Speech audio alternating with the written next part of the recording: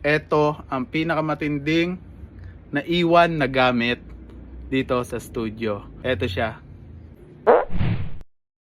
Yo, nandito tayo ngayon sa Lemon Hub Studio.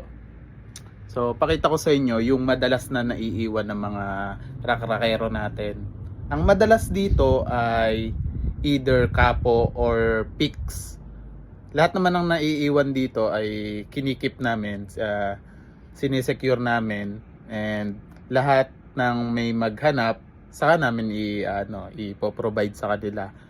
Halimbawa, sa kapo, naiwan nila yung kapo. So, kailangan masabi nila kung anong kulay.